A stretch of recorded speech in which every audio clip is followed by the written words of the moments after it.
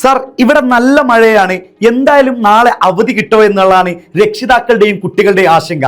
ഏകദേശം 5 ജില്ലകളിലാണ് ഇപ്പം നിലവിൽ റെഡ് അലേർട്ടും ഓറഞ്ച് അലേർട്ടായിട്ട് ഇങ്ങനെ പോയിക്കൊണ്ടിരിക്കുന്നത്. റെഡ് അലേർട്ട് ഉള്ളത് 3 ജില്ലകളിലാണ്: കണ്ണൂർ, കാസർഗോഡ്, കോഴിക്കോട്. ഓറഞ്ച് അലേർട്ട് വയനാട്, മലപ്പുറം ജില്ലയിലാണ്.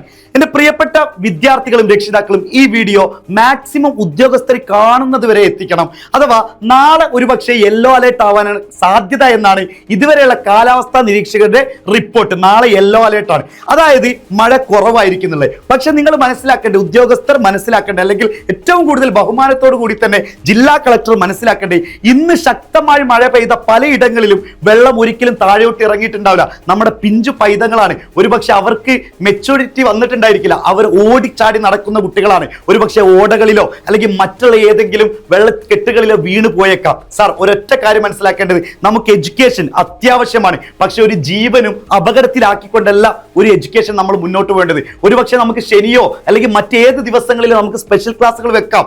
ഈ നഷ്ടമായ ക്ലാസ്സുകൾ നമുക്ക് അന്ന് എടുക്കാം. പക്ഷെ നഷ്ടമായ ജീവനുകളോ പരിക്ക് പറ്റിപ്പോയ ജീവനുകളോ നമുക്ക് തിരിച്ചെടുക്കാൻ കഴിയില്ല സാർ. അതുകൊണ്ട് പ്രിയപ്പെട്ട രക്ഷിതാക്കളും വിദ്യാർത്ഥികളും ഇത് മാക്സിമം ജില്ലാ കളക്ടർ കാണുന്നത് വരെ നിങ്ങൾ ഇത് ഷെയർ ചെയ്ത് കൊടുക്കണം.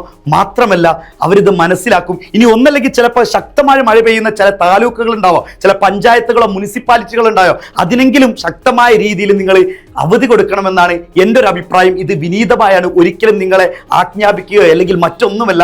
ഇത് വിനീതപൂർവ്വമായിട്ട് ഇത് മനസ്സിലാക്കുമെന്ന് വിചാരിക്കുന്നു. ഇത് മാക്സിമം നിങ്ങൾ കാണുമെന്ന് വിശ്വസിക്കുന്നു. അവധി കൊടുക്കുമെന്ന് വിചാരിക്കുന്നു. Thank you.